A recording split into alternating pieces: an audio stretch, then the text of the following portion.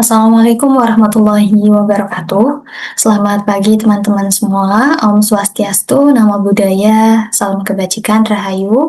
Perkenalkan nama saya Holimatur Rosita, NIM 40014220047. Jadi pada kesempatan kali ini, saya akan menjelaskan terkait dengan rencana penelitian yang akan saya lakukan, serta menjelaskan juga terkait dengan instrumen-instrumen apa saja yang akan saya gunakan dalam penelitian tersebut. Begitu.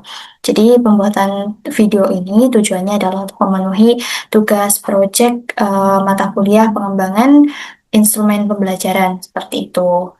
Jadi mungkin langsung saja saya mulai ya teman-teman.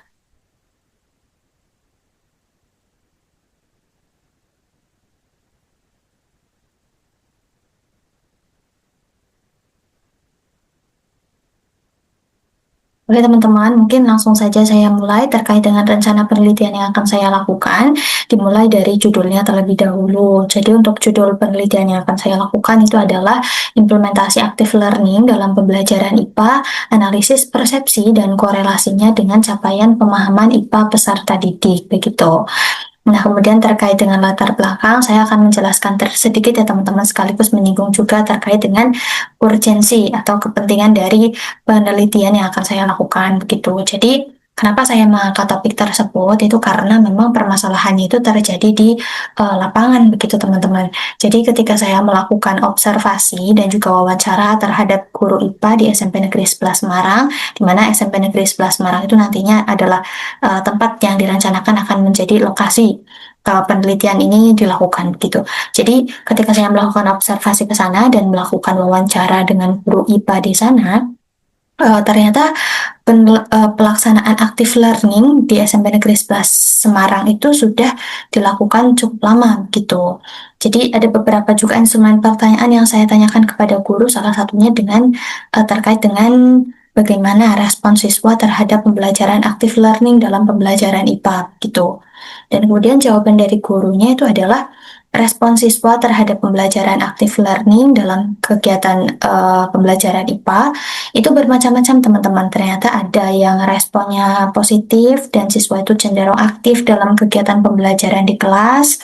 Ada yang responnya biasa saja atau di tengah-tengah. Ada juga yang responnya cenderung pasif begitu dalam kegiatan pembelajaran aktif yang dilakukan di kelas begitu.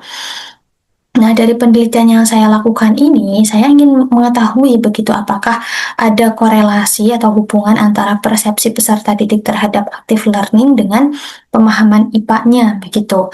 Dan jika seandainya apa yang saya teliti itu benar adanya bahwa ada korelasi antara persepsi dengan pemahaman IPA siswa, maka menjadi suatu permasalahan begitu apabila siswa itu memiliki persepsi yang kurang baik terhadap pelaksanaan active learning begitu, sehingga nanti bisa berpengaruh juga terhadap pemahaman IPA peserta didik begitu. Jadi harapannya nanti hasil dari penelitian yang saya lakukan ini bisa dijadikan sebagai suatu dasar, jadikan sebagai suatu rekomendasi ataupun pedoman untuk memperbaiki kegiatan pembelajaran aktif dalam pembelajaran IPA di sekolah tersebut begitu. Misalnya nanti kita tahu bahwasanya dalam indikator tertentu siswa itu memiliki persepsi yang negatif terhadap active learning. Jadi langkah selanjutnya kita bisa memperbaiki apa yang menjadi persepsi negatif dari siswa, apa yang menimbulkan persepsi negatif dari siswa terhadap pembelajaran aktif tersebut begitu, sehingga nantinya penelitian ini bisa bermanfaat begitu sebagai dasar, sebagai rekomendasi dan juga sebagai pegangan begitu untuk melaksanakan kegiatan pembelajaran aktif dengan lebih baik dan persepsi siswa di kedepannya itu harapannya lebih baik juga itu supaya pemahaman IPA-nya juga baik begitu teman-teman. Itu mungkin terkait dengan latar belakang dan juga urgensi dari penelitian yang saya lakukan gitu. Dan langsung saja kita lanjut ke bagian rumusan masalah.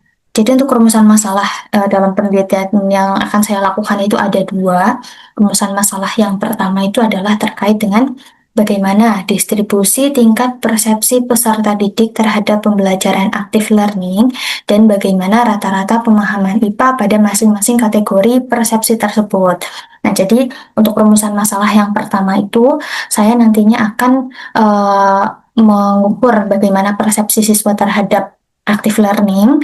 Kemudian saya akan membaginya ke dalam beberapa kategori begitu. Ada yang kategori persepsi tinggi dan persepsi rendah. Dan saya juga akan membandingkan kira-kira rata-rata skor pemahaman IPA siswa yang memiliki persepsi tinggi dan persepsi rendah itu bagaimana? Apakah ada perbedaan atau tidak begitu. Tapi hanya sebatas membandingkan saja. Kemudian lebih lanjutnya pada rumusan masalah yang kedua yaitu bagaimana hubungan antara persepsi peserta didik terhadap pembelajaran active learning dengan pemahaman IPA mereka. Nah, jadi di sini akan dianalisis lebih dalam lagi begitu ya teman-teman. Kira-kira apakah memang ada hubungan korelasi antara persepsi peserta didik terhadap pembelajaran active learning dengan pemahaman IPA mereka atau tidak begitu dengan menggunakan uji korelasi gitu. Kemudian yang selanjutnya ada tujuan penelitian. Nah, berangkat dari dua rumusan masalah tadi, saya harus menentukan tujuan penelitian yang relevan juga dengan rumusan masalahnya. Untuk tujuan penelitian yang pertama itu menjawab rumusan masalah yang pertama, yaitu mendeskripsikan distribusi tingkat persepsi peserta didik terhadap pembelajaran active learning, serta mengetahui rata-rata pemahaman IPA pada masing-masing kategori tersebut. Gitu. Kemudian untuk tujuan penelitian yang kedua, menjawab rumusan masalah yang kedua, yaitu untuk mengetahui dan juga menganalisis hubungan antara persepsi peserta didik terhadap active learning dengan pemahaman IPA mereka, gitu. Oke, next, mungkin ke hipotesis penelitian. Tadi sudah ada rumusan masalah, sudah ada tujuan penelitian, berarti saya harus punya hipotesis penelitian juga, begitu. Di sini hipotesisnya itu masih bersifat dugaan gitu ya teman-teman, belum terbukti karena akan dibuktikan melalui proses penelitian. Nah, untuk hipotesis penelitian sendiri, hipotesis yang pertama, untuk menjawab rumusan masalah yang pertama juga, yaitu harapannya itu terdapat distribusi yang beragam pada tingkat persepsi peserta didik terhadap pembelajaran active learning dan rata-rata pemahaman IPA berbeda begitu untuk tiap kategori persepsinya. Nah, kemudian untuk hipotesis yang kedua, harapannya nanti untuk rumusan masalah yang kedua itu jawabannya adalah terdapat hubungan yang positif dan juga signifikan antara persepsi peserta didik terhadap pembelajaran active learning dengan pemahaman IPA mereka, gitu. Untuk hipotesis penelitian. Saya lanjutkan di sini untuk variabel penelitian. Jadi untuk variabel penelitian sendiri, dalam penelitian yang akan saya lakukan ini ada 3 teman-teman, ada variabel independen atau variabel bebas, kemudian variabel dependen atau variabel terikat, dan juga ada variabel kontrol. Yang pertama untuk variabel independennya sendiri itu adalah persepsi siswa terhadap pembelajaran active learning. Kemudian untuk variabel dependen atau variabel terikatnya itu adalah pemahaman IPA peserta didik. Kemudian untuk variabel kontrol yaitu variabel yang saya kendalikan atau saya kontrol begitu, yaitu yang pertama jam belajar yang sama antar kelas yang digunakan sebagai sampel gitu. Kemudian guru yang mengajar semua kelompok sampel itu sama, gurunya sama. Kemudian materi yang diajarkan juga sama, yaitu materi usaha energi dan pesawat sederhana gitu. Kemudian untuk metode pengajarannya juga sama, atau metode active learning yang dilaksanakan oleh guru dalam kelas sampel itu sama. Oke, next ke batasan masalah, teman-teman. Nah, untuk batasan masalah sendiri, yang pertama terkait dengan active learning dalam pembelajaran IPA. Untuk batasan masalahnya sendiri, terkait dengan active learning dalam pembelajaran IPA ini, nantinya saya hanya akan membahas begitu penerapan active learning dalam konteks pembelajaran ilmu pengetahuan alam di jenjang SMP. Yang mana active learning yang dimaksud di sini itu adalah strategi pembelajaran yang sering diterapkan di Indonesia, begitu. Di antaranya ada inquiry based learning, problem based learning, project based learning, dan juga cooperative learning, yang mana nanti spesifiknya akan disesuaikan dengan modul ajar yang digunakan oleh guru tersebut, begitu. Kemudian yang kedua terkait dengan persepsi siswa terhadap pembelajaran. Untuk batasan masalah dari persepsi siswa terhadap pembelajaran itu, untuk persepsinya sendiri diukur berdasarkan indikator yang digunakan oleh Wiggins et al. Pada tahun 2017, begitu. Di sini ada 3 indikator utama. Yang pertama ada value of activity atau nilai aktivitas yang menggambarkan begitu sejauh mana siswa menilai aktivitas pembelajaran aktif sebagai hal yang bermanfaat dan juga relevan untuk pemahaman mereka gitu. Kemudian yang kedua terkait dengan personal effort atau usaha pribadi yang dilakukan oleh peserta didik begitu. Jika siswa itu merasa terlibat dalam pembelajaran aktif dan juga berusaha dalam proses pembelajaran, itu apakah mempengaruhi persepsi mereka juga terhadap active learning gitu.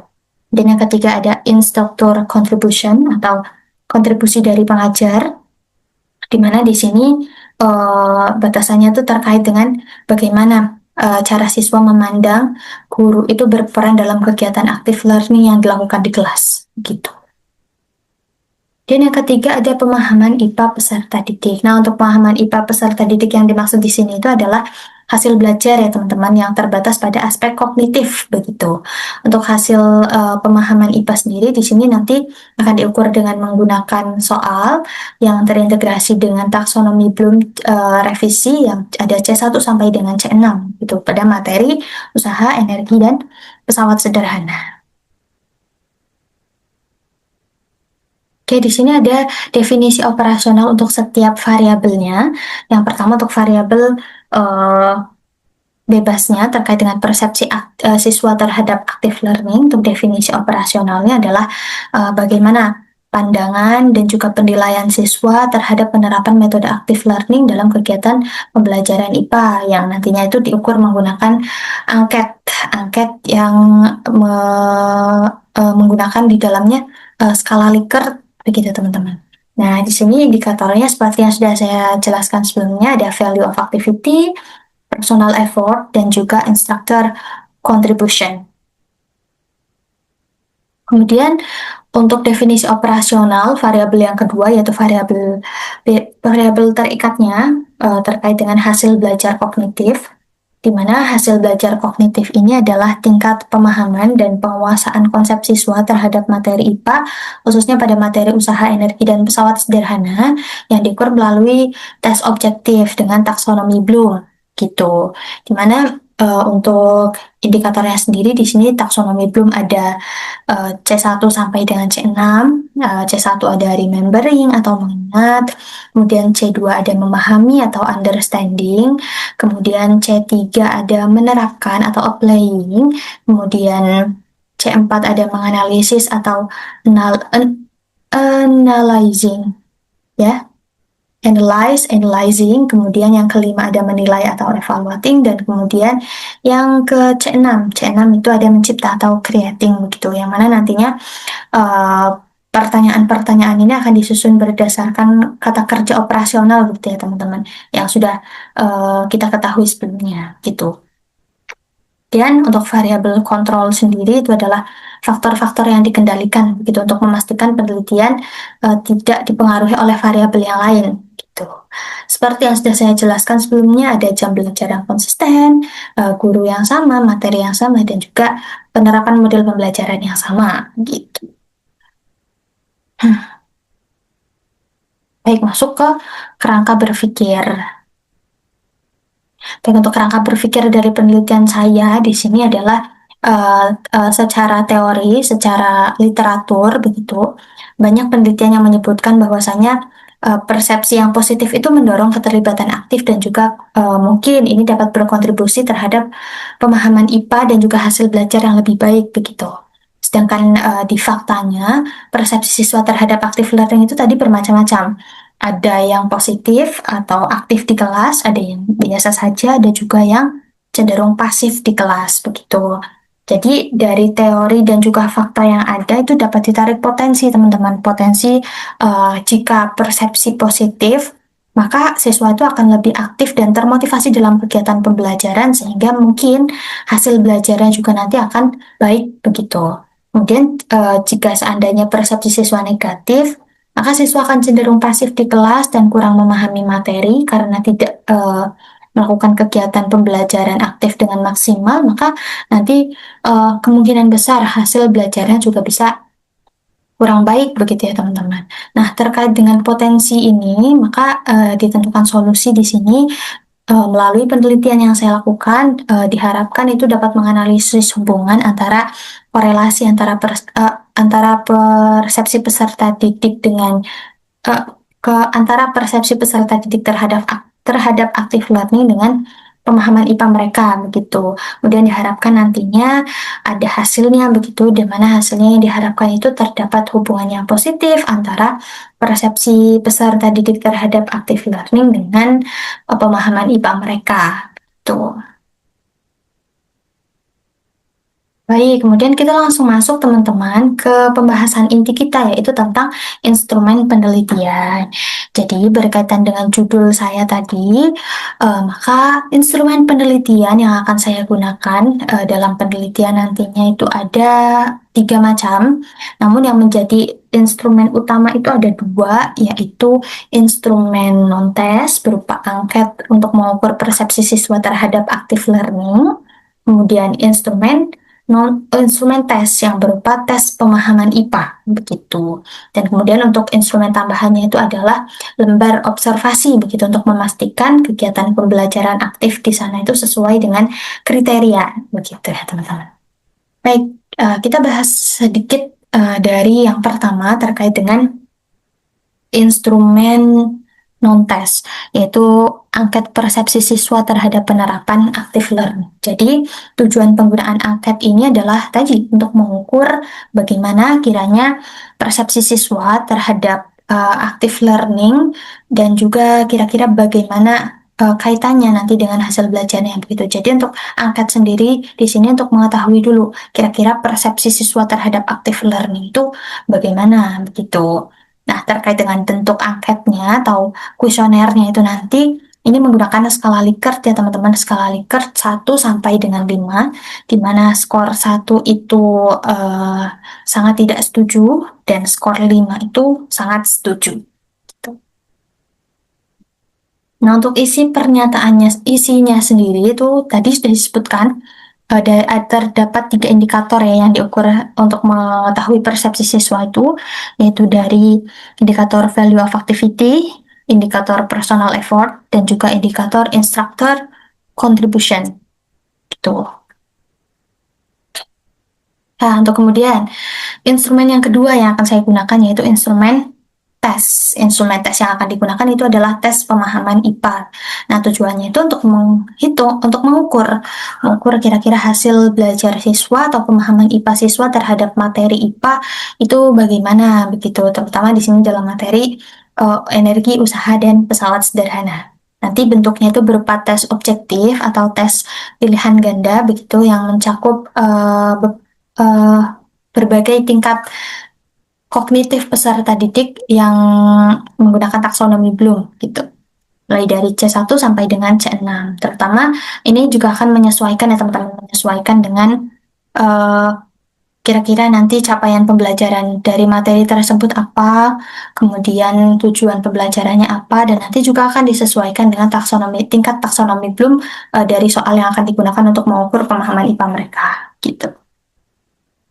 Nah, kemudian untuk instrumen yang ketiga itu adalah lembar observasi, yang mana lembar observasi seperti yang sudah saya sebutkan tadi, bahwasanya lembar observasi itu akan saya gunakan sebagai pedoman begitu ketika melakukan pengamatan di kelas begitu, apakah kegiatan pembelajaran active learning-nya itu terlaksana sesuai dengan kriteria atau tidak begitu. Yang mana kalau misalnya nanti terdapat catatan-catatan itu bisa menjadi tambahan bagi saya untuk membahas begitu ya. Ya, oke, kita langsung masuk saja ke instrumen-instrumen yang akan saya gunakan. Mungkin di sini saya akan membahas yang pertama terkait dengan instrumen non-test atau angket atau kuesioner ya teman-teman untuk mengukur kira-kira bagaimana persepsi siswa terhadap pembelajaran active learning dalam pembelajaran IPA gitu. Nah, yang pertama di sini kita masuk ke kisi-kisi kuesioner penelitiannya terlebih dahulu. Nah, untuk indikatornya di sini ada value of activity, kemudian ada personal effort, dan ada instructor contribution gitu. Nah, yang mana untuk setiap indikator itu dibagi menjadi 7 sub-indikator. Berarti untuk value of activity itu ada 7 sub-indikator. Yang kedua, personal effort juga ada 7 indikator, dan yang terakhir terkait dengan instructor contribution juga ada 7 indikator, sub-indikator. Nah, nantinya setiap subindikator tersebut nanti akan dihasilkan suatu pernyataan. Ya, dalam kuesioner menggunakan pernyataan ya teman-teman, bukan pertanyaan dalam kuesioner ini. Bentuknya pernyataan positif atau negatif gitu. Nah, untuk subindikator yang pertama terkait dengan indikator value of activity, di sini ada variasi kegiatan belajar siswa.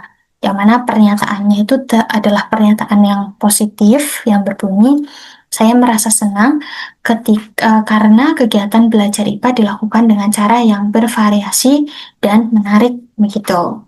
Ini adalah pernyataan yang positif. Jadi nanti ada sebanyak 7 dikali 3 ada 21 pernyataan begitu, yang mana pernyataan di sini itu terdiri dari pernyataan yang positif. Sini sudah tertera di kisi-kisi ada pernyataan positif dari nomor 1 sampai dengan nomor 7. Kemudian ada juga pernyataan yang negatif mulai dari nomor 8 sampai dengan nomor 14. Kemudian kembali lagi ke pernyataan positif mulai dari nomor 15 sampai dengan nomor 21. Nah, alasannya kenapa di sini itu ada pernyataan yang positif, ada juga pernyataan yang negatif atau pernyataan yang favorable dan pernyataan yang unfavorable. Itu tujuannya adalah untuk mengecek apakah si responden ini benar-benar mengisi sesuai dengan keadaan yang sesungguhnya begitu. Karena kalau misalnya kita hanya menggunakan satu jenis pernyataan saja, misalnya favorable semua, maka dari awal uh,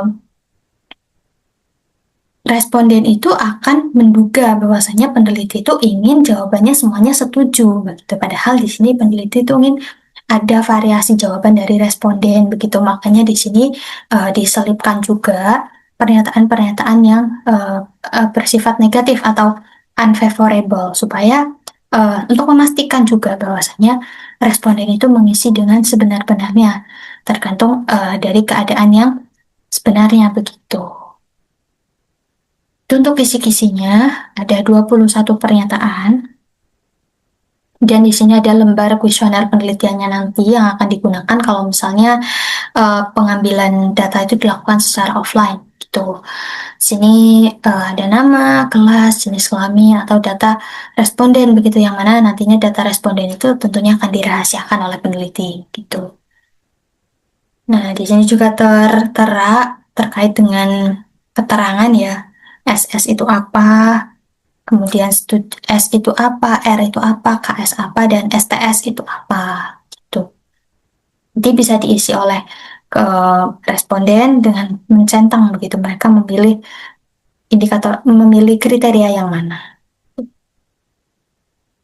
Jadi gini untuk lembar kuesionernya. Dah, kita masuk ke lembar validasi, teman-teman. Lembar validasi kuesioner persepsi peserta didik terhadap aktif learning dalam pembelajaran IPA. Nah, lembar validasi ini adalah lembar yang nantinya akan peneliti gunakan untuk meminta validasi dari pakar ataupun dari dosen-dosen yang ahli di bidangnya, begitu ya teman-teman. Jadi, lembar validasi ini untuk memudahkan supaya validator itu lebih gampang begitu ketika menilai setiap item pernyataan di lembar kuesioner tersebut begitu. Di sini sudah ada nanti nama validatornya siapa, identitas validator nanti ditulis di sini. Kemudian ada juga petunjuk pengisiannya ya teman-teman. Yang mana di sini juga sudah tertera terkait dengan kategori begitu. Kalau misalnya nanti validator itu mau memberi skor 4 itu jika bagaimana, skor 3 itu jika bagaimana, skor 2 bagaimana, dan skor 1 itu bagaimana. Dimana kalau misalnya validator memberikan skor 4 itu jika pernyataannya itu sesuai dengan indikator yang dirumuskan. Itu kriteria yang pertama. Kemudian pernyataan menggunakan kaidah bahasa Indonesia yang tepat. Itu untuk pernyataan yang kedua, untuk kriteria yang kedua. Kemudian yang ketiga adalah kalimat pernyataannya itu mudah dipahami. Itu untuk kriteria yang ketiga. Sehingga jika memenuhi ketiga kriteria tersebut, maka untuk item pernyataannya itu bisa diberi skor 4 begitu. Sedangkan kalau misalnya dari tiga kriteria tersebut hanya terpenuhi 2, maka diberi skor 3. Kemudian jika terpenuhi 1 itu diberi skor 2, dan jika semua aspek tidak terpenuhi itu diberi skor 1 gitu. Nah, ini untuk lembarnya ya teman-teman, untuk lembar penilaian yang nanti akan di checklist atau diisi oleh validatornya begitu. Jadi nanti validator itu akan menilai setiap item pertanyaannya, item pernyataannya. Ada 21 gitu. Jadi nanti kalau misalnya, misal untuk pernyataan yang pertama, ini ternyata ada kriteria yang tidak terpenuhi begitu, maka nanti peneliti mengharapkan supaya validator itu mengisi saran atau masukannya di sini begitu, supaya itu dengan tujuan untuk merevisi atau memperbaiki pernyataan tersebut begitu.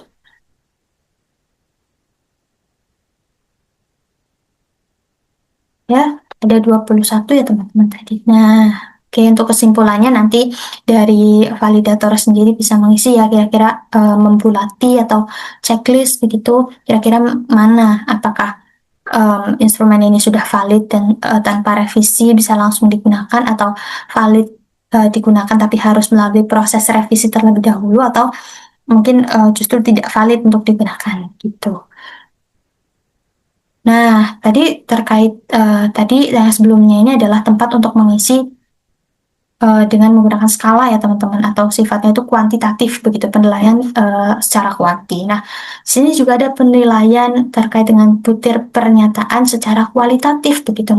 Kita ada beberapa aspek itu yang dinilai. Misalnya kalimat pernyataan mudah dipahami.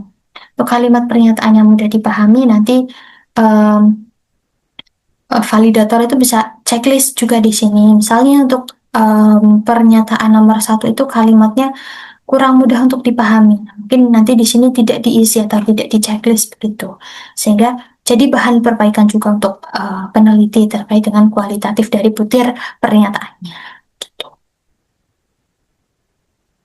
Oke, itu untuk kisi-kisi, kemudian lembar validasi dan juga kisi-kisi, lembar instrumen dan juga lembar validasi untuk instrumen non tes ya teman-teman, untuk mengukur persepsi siswa terhadap active learning. Gitu. Nah, next di sini ada lanjut ke instrumen yang kedua. Nah, untuk instrumen yang kedua itu instrumen tes. Nah, untuk instrumen tes ini digunakan untuk mengukur ya pemahaman IPA siswa, terutama pada materi usaha energi dan pesawat sederhana gitu. Nah, kita mulai dulu dari kisi-kisinya terlebih dahulu. Nah, untuk kisi-kisi, tadi sini ada capaian pembelajaran, kemudian juga ada indikator soal. Jadi, harapkan indikator soal ini itu bisa memenuhi capaian pembelajarannya, begitu ya teman. Ya, di sini ada sebanyak 25 pertanyaan atau 25 soal pilihan ganda yang semuanya itu sudah disesuaikan ya level kognitifnya, ada C1 sampai dengan C6. Begitu sudah disesuaikan.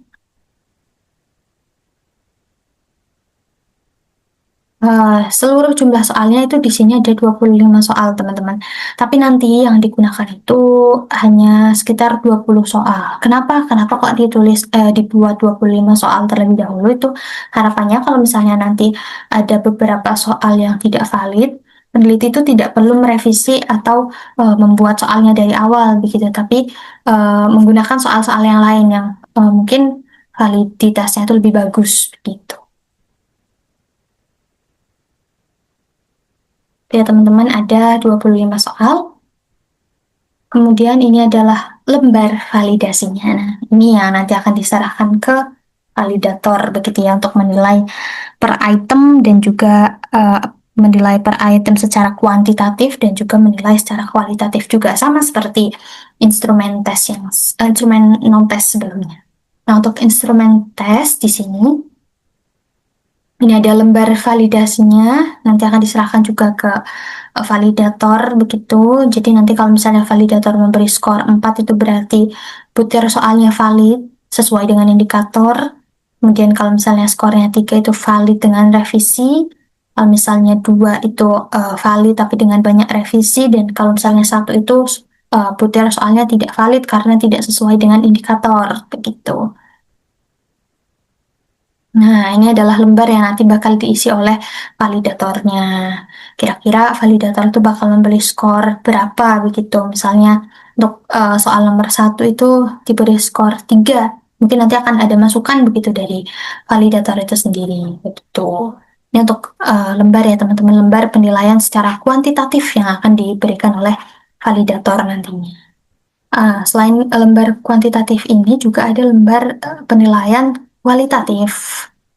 Ini lembar penilaian kualitatif gitu ya teman-teman, telaah kualitatif tiap butir soal. Sama seperti sebelumnya ada beberapa aspek yang dinilai mulai dari materinya, kemudian konstruksi soalnya, kemudian ada juga bahasa yang digunakan untuk soal tersebut begitu.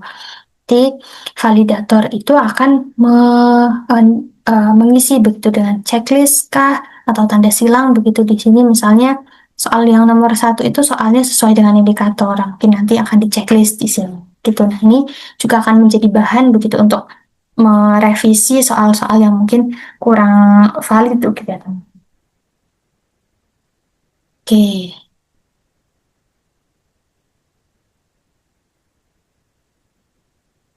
Oke teman-teman, itu untuk instrumen yang kedua, yaitu instrumen tes begitu. Nah, kemudian yang di sini yang ketiga ada lembar observasi atau instrumen tambahan begitu untuk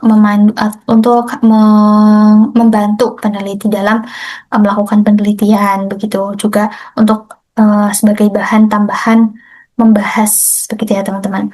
Nah, di sini itu ada lembar observasi sama ada beberapa aspek yang diamati dan kira-kira nanti bagaimana skornya, juga ada rubriknya di sini ya teman-teman.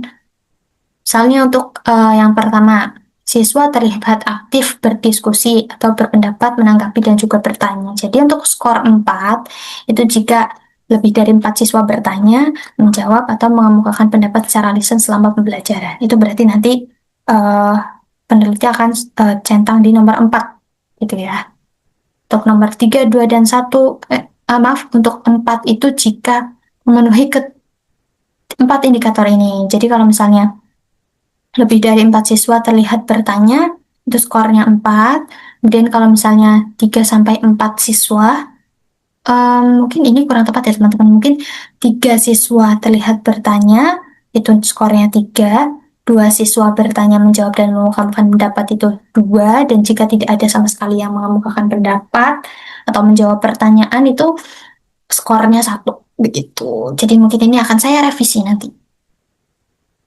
Gitu teman-teman, ini untuk rubriknya.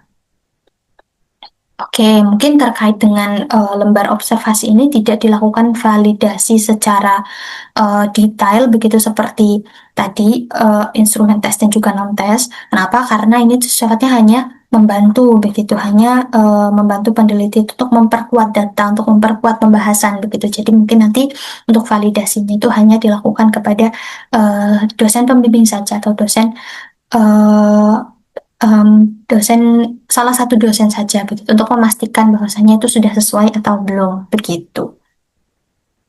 Oke, mungkin itu terkait dengan instrumen ya teman-teman. Nah, mungkin sekarang saya akan lanjut bahas ke bagaimana saya menggunakan hasil dari lembar validasi yang sudah saya berikan ke pakar nanti untuk dianalisis validitas dan juga reliabilitasnya begitu. Nah, sebelum itu sebelumnya saya nanti akan membahas ya teman-teman, akan mencontohkan, akan mensimulasikan begitu kira-kira nanti bagaimana hasilnya. Walaupun ini bukan hasil yang sebenarnya, melainkan hanya uji coba saja, kira-kira nanti cara menghitungnya bagaimana begitu. Nah, sebelumnya untuk mengetahui validitas dan juga reliabilitas dari instrumen yang akan kita gunakan itu ada banyak begitu ya teman-teman caranya. Salah satu cara yang digunakan itu adalah dengan menggunakan penilaian dari validator atau pakar, di mana untuk menghitung validitas tiap butir item pertanyaan kah atau item pernyataan itu menggunakan rumus Eigen-V. Nah, Eigen-V ini nanti akan menganalisis berapa skor yang diberikan oleh validator untuk setiap butir soalnya, begitu. Kemudian hasil dari lembar validasi dari validator ini yang ada skala 4321 tadi, itu nanti juga bisa digunakan untuk menghitung reliabilitas dari instrumen yang akan kita gunakan, begitu teman-teman. Nah, nanti untuk reliabilitas itu bisa dihitung dengan menggunakan rumus Fleiss-Kappa, begitu. Tetapi, selain dengan menggunakan nilai dari validator, kita juga bisa menghitung validitas dan juga reliabilitas dengan menguji cobakan instrumen yang sudah kita buat, begitu. Nah, setahu saya itu minimal jumlah respondennya itu ada 30, begitu, untuk mengetahui apakah instrumen yang kita gunakan itu sudah valid dan juga reliable atau belum, gitu. Jadi tidak hanya dengan menggunakan penilaian dari pakar, tapi juga bisa langsung kita uji cobakan, kemudian dianalisis respon dari respondennya, begitu, kira-kira reliabilitasnya itu nanti tinggi atau tidak, atau validitasnya itu tinggi atau tidak, begitu. Nah, untuk menghitung validitas dan juga reliabilitas berdasarkan hasil uji coba, itu kita bisa menggunakan rumus korelasi, teman-teman, korelasi product moment untuk menghitung validitas, dan juga menggunakan KR20 untuk atau alpha Cronbach untuk mengetahui reliabilitas dari instrumen yang akan kita gunakan. Nah, mungkin langsung saja dicontohkan ya teman-teman. Sebelumnya saya share screen lagi.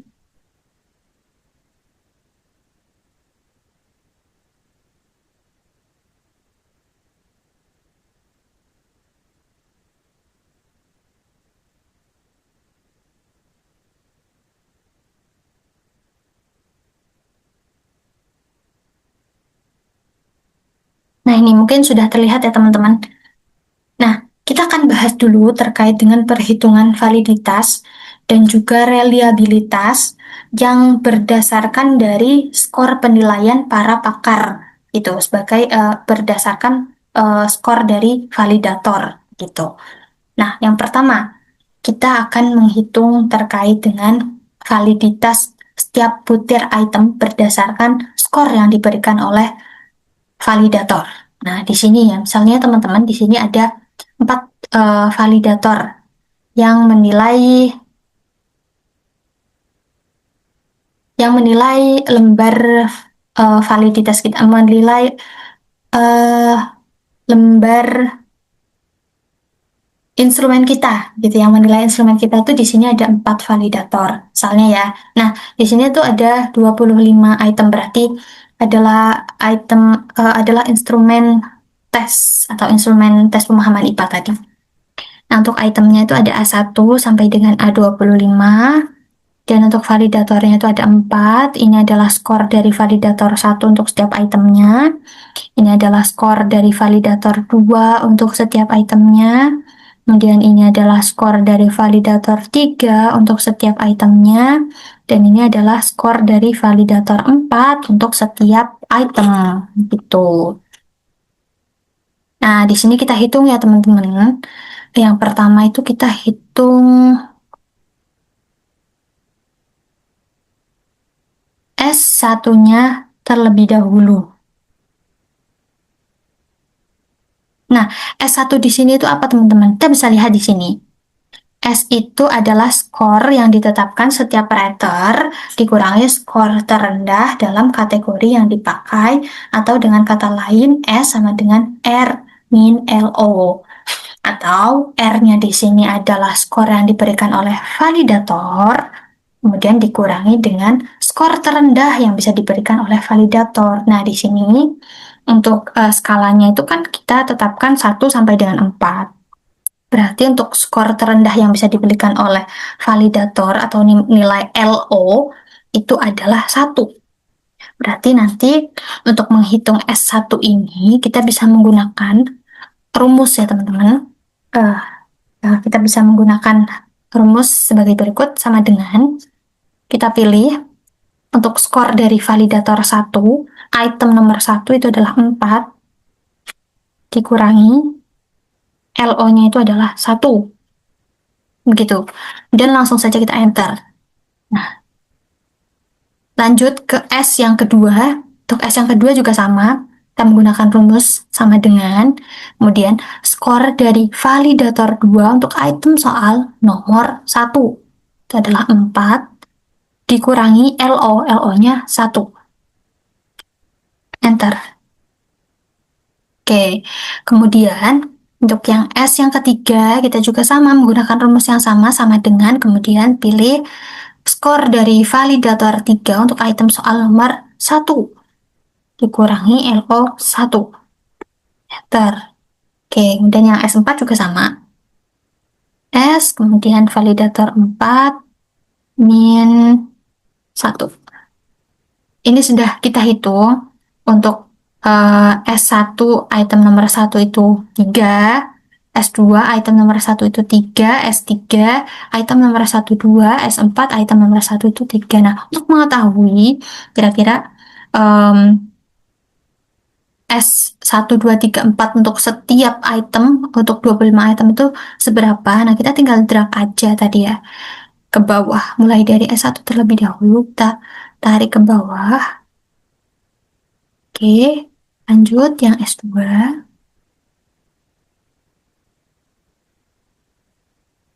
Oke, lanjut S3, lanjut S4. Oke, untuk selanjutnya, kolom selanjutnya di sini ada sigma S, teman-teman. Sigma S itu artinya total ya, teman-teman. Total dari S1 sampai dengan S4 untuk setiap item pertanyaannya. Nah, di sini kita menghitungnya dengan menggunakan rumus lagi, sama dengan sum. Kita bisa drag ya, teman-teman, dari S1 sampai dengan S4. Kemudian tutup kurung, langsung enter. Nah, sudah, kita langsung drag ke bawah. Oke, sudah. Kita lanjut ke kolom yang selanjutnya. Nah, untuk kolom yang selanjutnya di sini,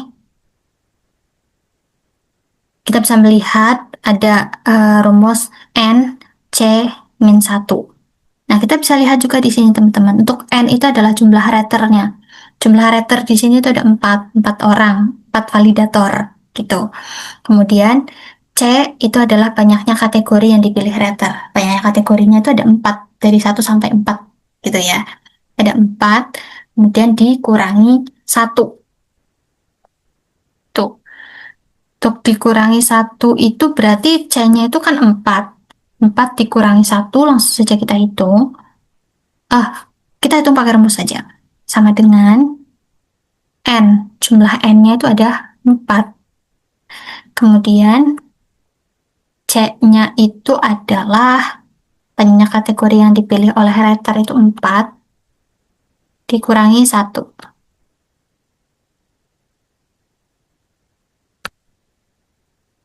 Kita kasih kurung di sini, teman-teman. Itu kurung tutup, enter. Yes. Nah, 12.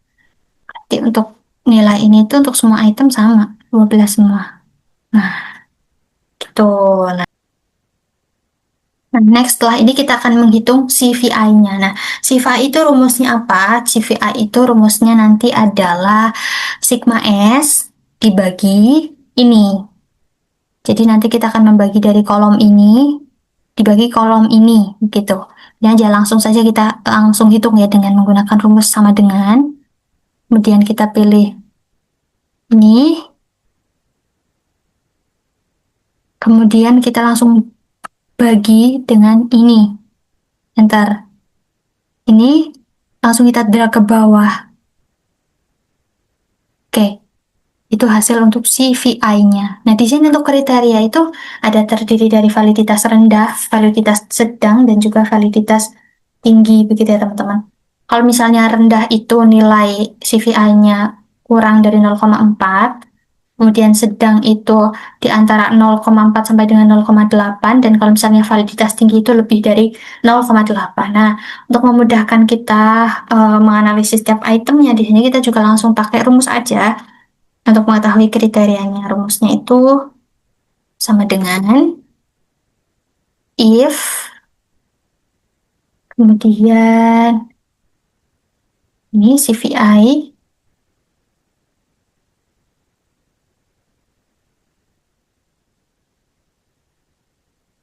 lebih dari sama dengan 0,8, 0,8 titik koma, maka gunakan validitas tinggi. Validitas tinggi. Kemudian, namun jika if lagi,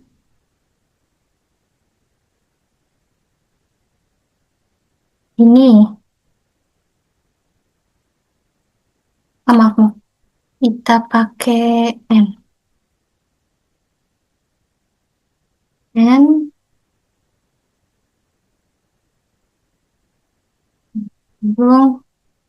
ini itu kurang dari 0,8,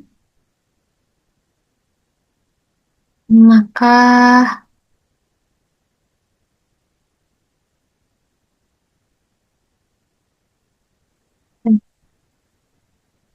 langsung saja diikuti ya teman-teman.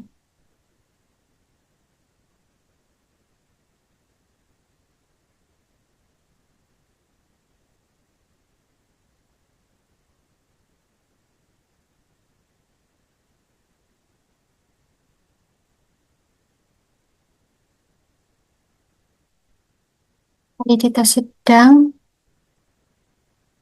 dan tidak validitas rendah. Bentar.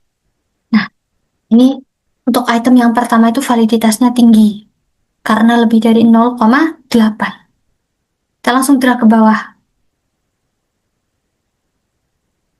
Oke. Jadi di sini tidak ada validitas rendah ya teman-teman, tapi ada validitas tinggi dan juga validitas sedang. Nah mungkin untuk validitas yang sedang ini berarti kan membutuhkan perbaikan begitu, walaupun tidak banyak begitu. Nanti untuk item-item yang validitasnya itu validitas sedang bisa diperbaiki begitu atau bisa direvisi begitu ya teman-teman. Itu terkait dengan menghitung validitas jika menggunakan skor dari validator begitu. Nah, bagaimana kita menghitung reliabilitas dengan menggunakan penilaian dari pakar begitu. Nah, kita sama masih menggunakan seperti data yang ini, hanya saja kita ke slide yang berbeda. Nah, di sini itu untuk menghitung reliabilitasnya, yaitu dengan menggunakan rumus Fleiss-Kappa. Nah, untuk rumus Fleiss-Kappa ini agak susah untuk dilakukan ya teman-teman, karena tidak ada juga di SPSS, begitu. Jadi harus pintar-pintar mencari solusi, gitu.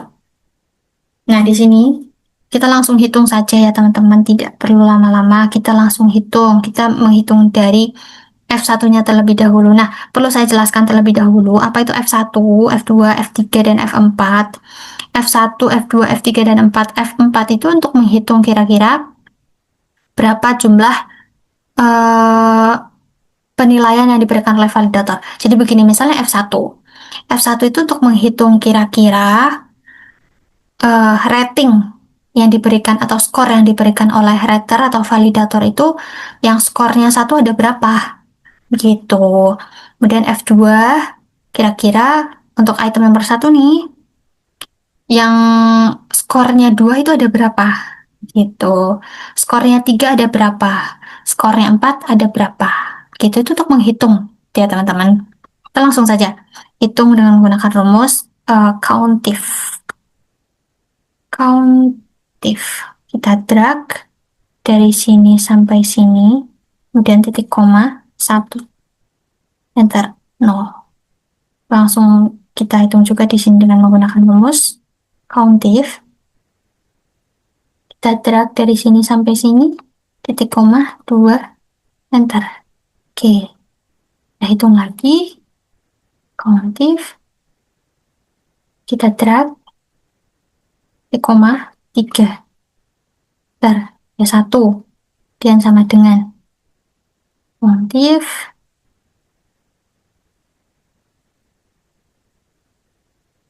Kita drag sini sampai sini, titik koma 4. Bentar. Nah, kita bisa lihat ya teman-teman bahwasanya untuk skor item nomor satu itu tidak ada yang memberi skor satu, makanya di F1 itu 0. Tidak ada juga yang memberi skor 2, makanya di F2 0. Kemudian F3-nya 1, benarkah? Benar. Cuma ada satu validator yang memberikan skor 3. Dan untuk F4 ada 3 validator yang memberikan skor 4. Begitu. Kita langsung drag saja ini ke bawah ya teman-teman untuk mengetahui semuanya. Yes. Oke, kita drag ke bawah. Ini juga kita drag ke bawah.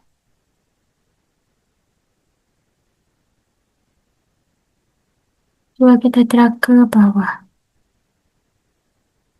Nah, jadi teman-teman, untuk flash kapas sendiri itu kan untuk mengetahui reliabilitas ya, untuk mengetahui kekonsistenan atau keajegan begitu kira-kira dari validator-validator itu membeli nilai seperti itu apakah hanya kebetulan atau memang valid begitu atau memang benar-benar uh, reliable begitu. Itu kita untuk mengetahui hal tersebut. Tuh. Nah, kemudian kita hitung di sini PI. PI ya teman-teman. PI ini untuk per itemnya kita harus menghitungnya begitu. Nah, untuk rumus hitungnya ikuti juga menggunakan sama dengan kemudian kurung ya, kita pilih ini dikali kurung ini dikurangi 1 dan ditambah ini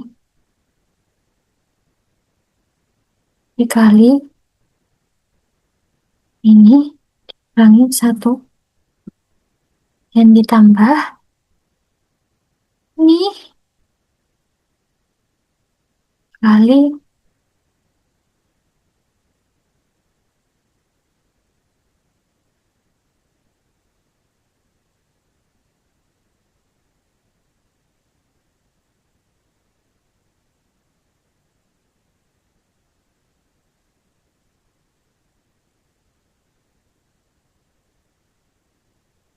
tiga kurangi 1 ditambah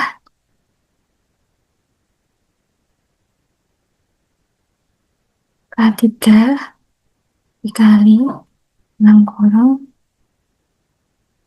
K3 kurangi 1.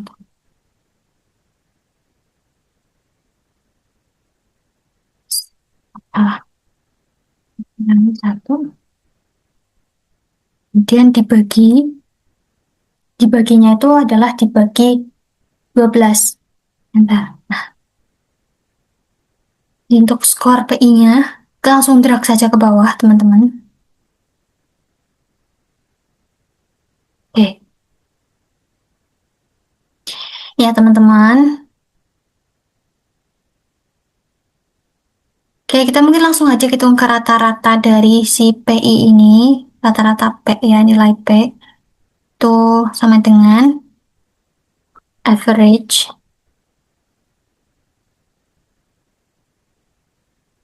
Sini sampai dengan sini. Bentar. Oke. Itu ya, teman-teman.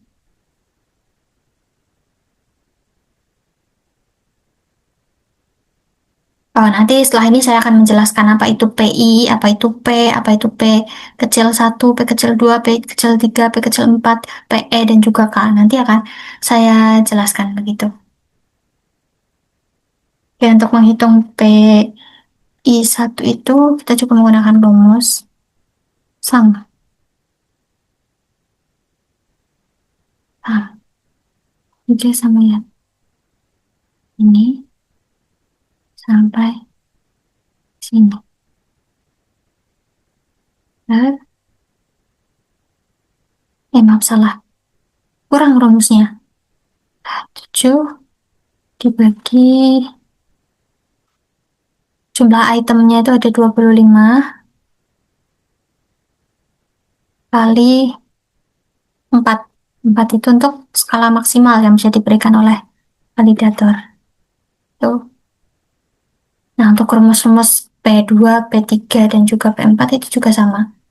Hanya kita drag aja langsung ke samping. Nah, itu teman-teman. Dan kita akan menghitung PE-nya. Sama menggunakan rumus juga. Ini pangkat 2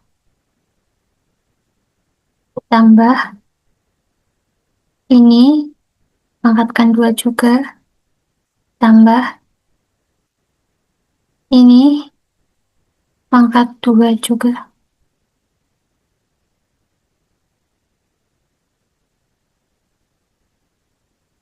sama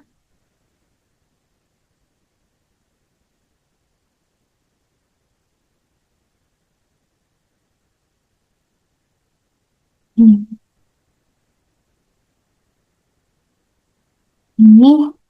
pangkat 2.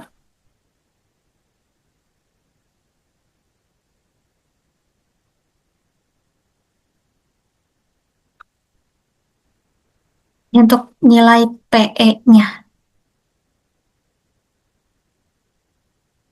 Untuk selanjutnya kita akan hitung nilai K-nya atau flash kapanya itu. Ini untuk menentukan ya kira-kira nanti dia itu termasuk ke dalam kategori yang mana.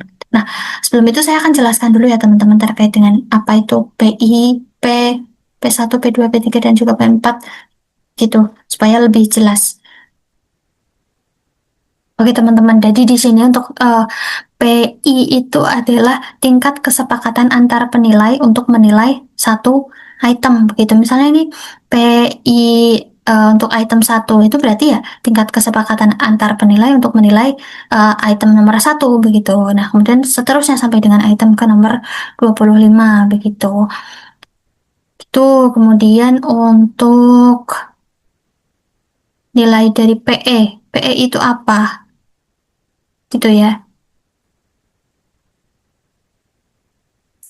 Saya jelaskan juga. Untuk PE itu adalah kesepakatan yang diharapkan secara acak atau probabilitas secara rata-rata, gitu ya teman-teman. Itu adalah PE. Kemudian untuk K sendiri itu adalah nilai Fleischkapanya atau tingkat kesepakatan antar penilai itu bagaimana, begitu. Yang mana nanti untuk setiap ini tuh akan ada indikator-indikatornya, begitu. Maaf. Ya, untuk setiap nilai Fleischkapa itu nanti ada indikatornya. Kalau misalnya di sini kurang dari eh ya kurang dari 0,00 itu gimana, sampai dengan 0,81 sampai 1 itu gimana. Nah, kita langsung saja di sini untuk menghitung nilai flash kapanya dengan menggunakan rumus ya. Sama dengan dalam kurung P rata-rata dikurangi PE dibagi 1 dikurangi PE. Entar. Ini untuk nilai flash kapanya. Ada di 0,251313 atau 0,25. Nah, 0,25 itu berada di sini, teman-teman, atau nilai reliabilitasnya itu rendah. Nah, kalau misalnya nilai reliabilitas rendah, itu berarti masih ada antar validator itu kesepakatannya rendah, begitu ya, teman-teman. Jadi nilai reliabilitasnya itu rendah, begitu. Nah, itu untuk menghitung validitas dan juga reliabilitas berdasarkan skor dari validator atau penilaian dari para pakar begitu. Nah, kemudian kita juga bisa menghitung validitas dan juga reliabilitas dengan melakukan uji coba seperti yang sudah saya jelaskan sebelumnya. Dan menggunakan uji coba itu nanti menghitung validitas per itemnya itu dengan menggunakan korelasi, dan kemudian untuk menghitung reliabilitasnya itu dengan KR20. Saya contohkan juga langsung ya di sini, teman-teman. Oke, saya share ulang.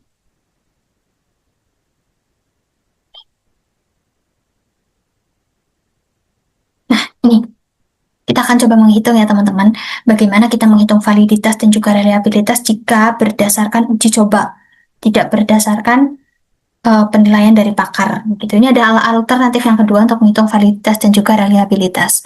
Nah, di sini kita sudah mengumpulkan ada 30 orang siswa yang mengisi, begitu ya teman-teman, mengisi atau jadi bahan uji coba kita mengujikan item instrumen, begitu. Untuk soalnya ada 25 dan jumlah respondennya itu ada 30 begitu. Nah, di sini untuk keterangannya, satu itu adalah jawaban benar dan 0 itu adalah jawaban salah. Begitu. Jadi misal untuk item nomor satu, ternyata semua siswa itu bisa menjawab dengan benar karena semuanya skornya satu. Gitu. Nah, kemudian untuk item nomor 2, itu ternyata untuk siswa 2 dan siswa 3 itu ternyata menjawab salah gitu ya. Jadi ini sudah diakumulasikan, sudah dikemas seperti ini. Pokoknya kalau misalnya benar itu skornya satu, kalau misalnya salah itu skornya 0. Tuh. Ini sudah seperti ini, langsung saja kita hitung teman-teman. Sini total. Kita kasih kotak dulu biar lebih bagus begitu. Nah, kita hitung totalnya teman-teman. Hitungnya dengan sum. Nah, ini total apa? Ini adalah total nilai untuk setiap siswanya. Siswa satu itu dapat nilai berapa? Gitu. Ups. Entah. Nah, siswa satu itu ternyata benar 11. Nah, kita untuk tahu semuanya itu benar berapa, drag langsung saja ke bawah. Oke, ini adalah skor benarnya. Oh, jawaban dari siswa begitu.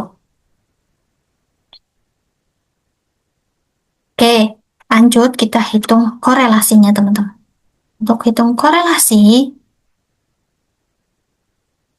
kita juga pakai rumus aja biar cepat. Sekali kotak dulu di sini.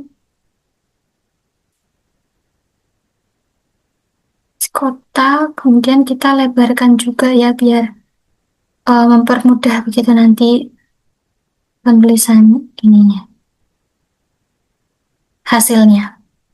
Bentar ya teman-teman. Kita lebarkan terlebih dahulu.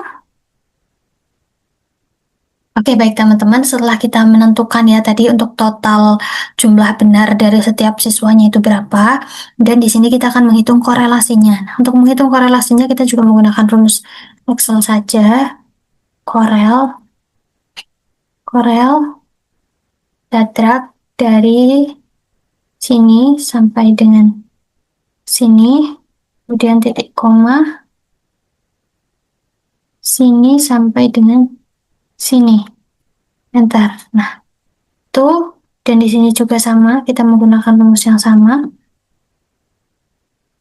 Korel, kita drag dari sini ke sini, dan titik koma dari sini ke sini. Oke. Ya teman-teman, di sini sudah terhitung semua ya untuk korelasinya itu, mulai dari yang pertama ini korelasinya 0,04 dan seterusnya sampai ke item nomor 25. Dan kita akan mengetahui kira-kira validitasnya itu bagaimana. Nah, di sini ada kriterianya ya teman-teman. Kalau misalnya kurang dari 0,20 tidak valid dan seterusnya sampai dengan lebih dari 0,70 itu sangat valid. Nah, kita perlu di sini untuk mengisi gitu ya teman-teman. Langsung saja dengan rumus juga if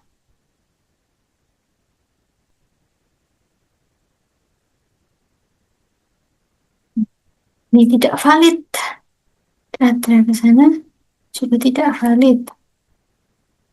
Nah, kita langsung ya teman-teman ke sana sampai selesai.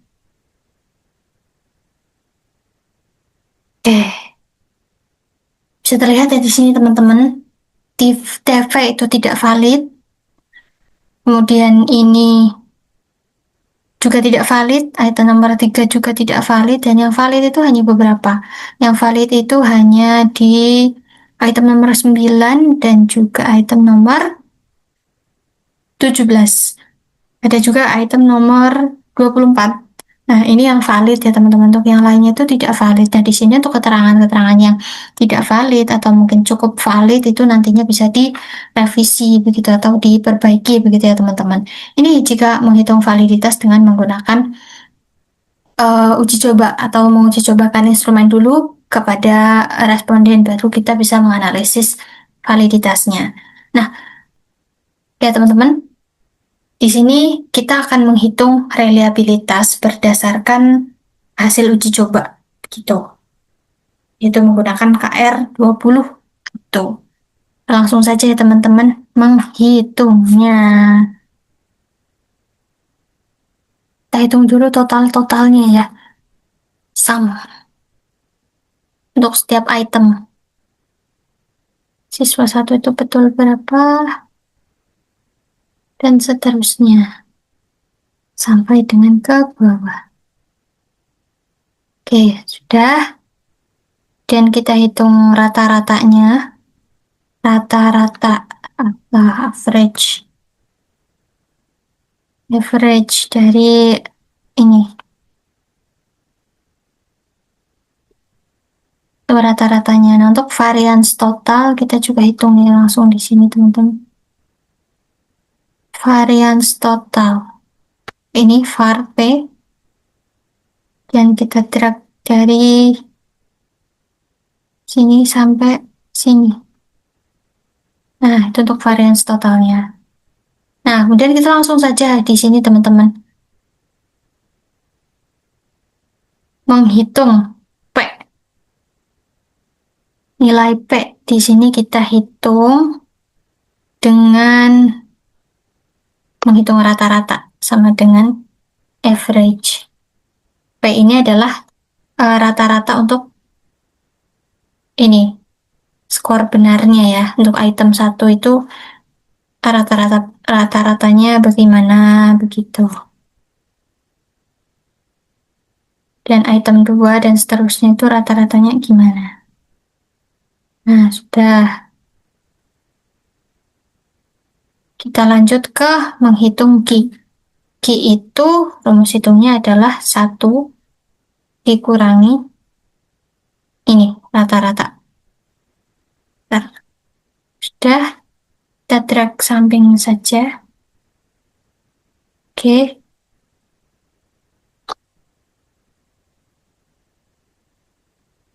Ya, dan kita menghitung P kali Q. Sama dengan ini dikali ini. Oke, kita drag juga ke samping.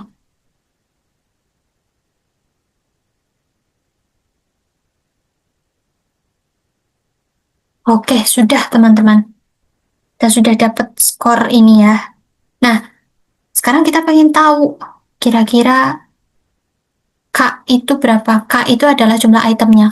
K itu jumlah item ada 25. Kita sudah isi di sini 25.